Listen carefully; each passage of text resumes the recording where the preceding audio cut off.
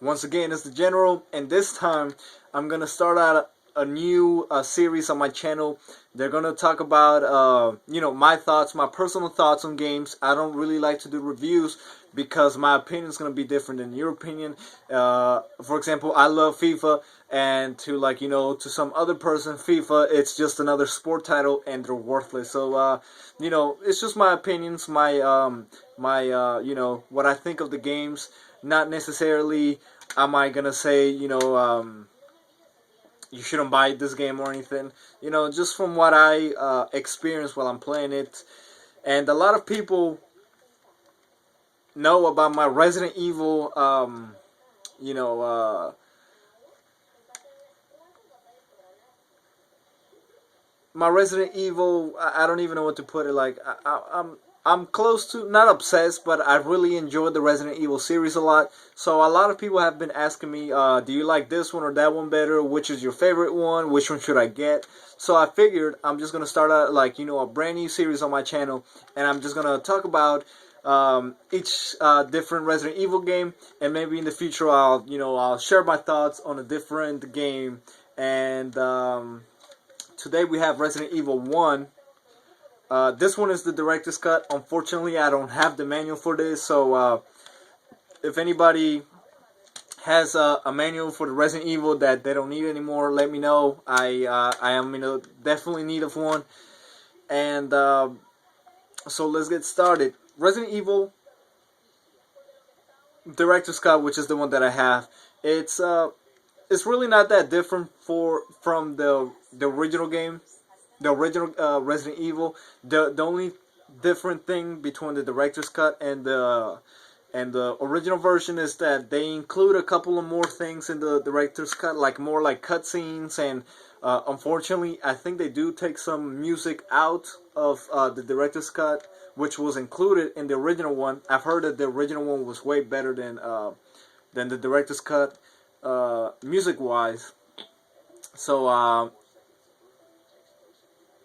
this first Resident Evil takes place basically in a mansion. You're basically running around this big ass mansion, and you have to figure out how the zombie outbreak started, who's behind it. You have to look into that. They'll give you clues, and basically your mission in the game is to escape the mansion and to basically find out, or at least get some clues on who did it. And that's basically what the game is. So you're running around this mansion. There's puzzles everywhere. You have to figure out how to get to this. There's a whole bunch of doors that are locked. So you have to figure out how to find the keys, or if you have to move this one statue, or if you have to you know different puzzles do different things. If I remember correctly, I think there's one where you have to pull different switches in a specific order, and then something's gonna pop out, like a key is gonna drop from the ceiling or some shit like that. So if you guys have little patience, Resident Evils or the older ones are probably not a good game for you. I loved it. I love that you have to really think. You have to use your head. It's not just a regular old shooting game where you have to just go around killing zombies and that's it. You have to actually take your time with the puzzles. Eventually, if you play it over and over again, you're gonna know the puzzles like the back of your hand, and it's not as fun as the first time, because you already know where everything is. But I think Resident Evil does a good job at giving you that scare factor, because you get limited bullets. So it's not like games nowadays where they just give you shitload of bullets and you can go crazy and you can shoot at the wall and you can try to see if the window breaks if you shoot at it, and you can see if you can shoot the head off the statue, and there's more bullets over there, and you're happy just shooting all over the place. With this original Resident Evil, you're given a limited amount of ammo, so you can't really, you have to use your bullets carefully. There is not really a bunch of zombies that you have to kill, at once. There's not gonna be like Dead Rising where you have like Dawn of the Dead, like zombies coming at you from different places, and you have to, like, there's only maybe like, I think tops, there's only like 6 in a room with you, so you have to really be careful if you need to kill a zombie, or if you can just walk right past it or run past it. Uh, you know, Sometimes you're better off running past them than killing all of them, because if you try to kill all the zombies later on, you're gonna have a difficult time. Um, try to get past the boss because you already wasted your bullets on little dumb zombies. So you have to really be careful in all that. That's what I really like about the Resident Evil series, and not just me. I think that's what a lot of people think also. Another thing is saving your game. Back when this Resident Evil was released, and it's not just the Resident Evil games. I think a lot of the games back then, especially with like the old Nintendo games, they give you a limited amount of saves. That way, if you lost, you're pretty much screwed. And at the same time, that also adds like a big fear factor when it comes to playing these games, because the game itself is not really going to scare you. The game itself is not meant to have a zombie pop out at you and it's so scary looking that you just get scared. The whole fear factor that comes to it is because you've probably made so much progress in the game, and then you're worried that you're gonna get killed and all that progress is gonna be lost. So that keeps you on the at the edge of your chair. You have to really be careful. You get what they call ribbon inks. So you basically have to go up to a typewriter and use the inks so you can save. And you get like, you don't get that many. You get enough so you can save your progress and stuff. But if you save too much at the beginning stages of the game, later on you're not gonna be able to save because you don't have any more ribbons to be able to save. So you really have to be careful. You have to be careful in a sense that, should I save before the boss? And in case if I die, I can just come back to it. But what if I beat the boss and later on I died, and then I have to come back before I face the boss? Am I making sense here? I don't know, probably not. So anyways, I hope you guys catch what I'm saying. I give it a really, in my opinion, I think it's an awesome game to be able to start the series off like it did. It just gives the foundation.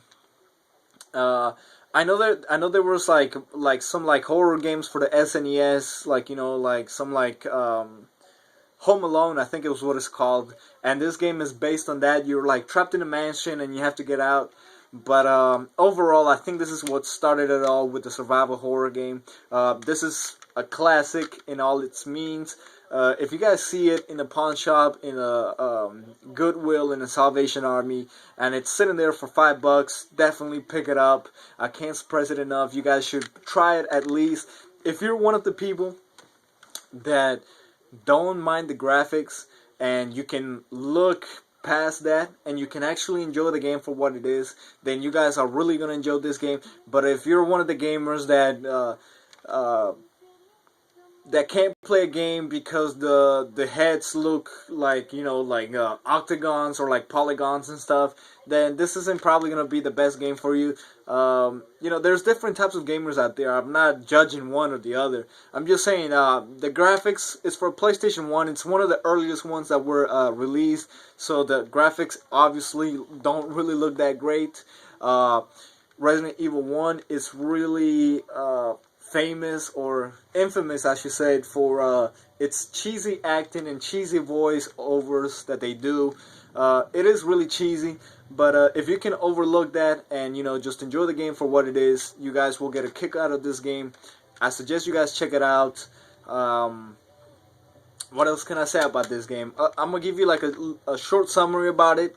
You're basically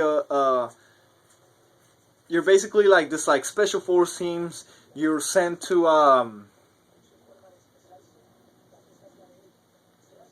you're basically sent to a mansion. I'm trying to look at something here.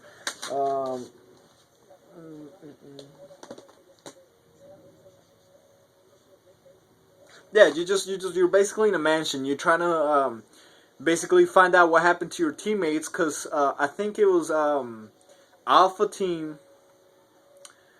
Alpha Team went out for a mission and they never came back. So Bravo Team gets to go in and they have to look for their teammates for Alpha Team.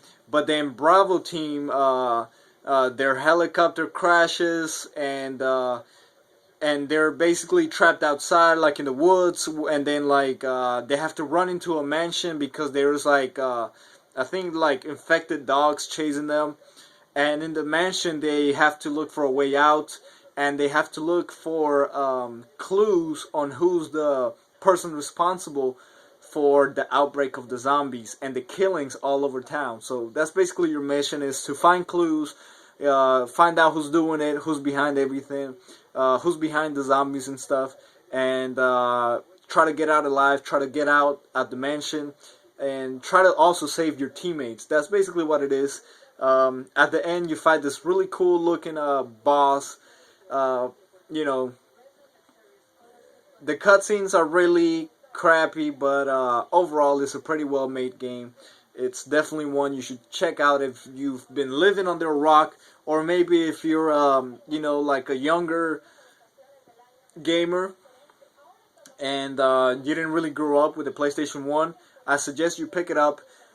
Uh, a lot of people don't know, but you can actually play PlayStation 1 games on your PlayStation 3, so you don't even need to buy a PlayStation 1 console to play. You can just buy the original game and play it on your PlayStation 3. Also, there's you can download them off the PlayStation Network. I believe Resident Evil 1, it's like $10, and you can download it to your PlayStation 3. And if you want to, you can also put it on your PlayStation Portable, on your PSP. I don't know if you can put it on your Vita. I think you can. And you can play it on the go if you want to. That's how I did it the first time. I have it on my PSP and on my PlayStation 3.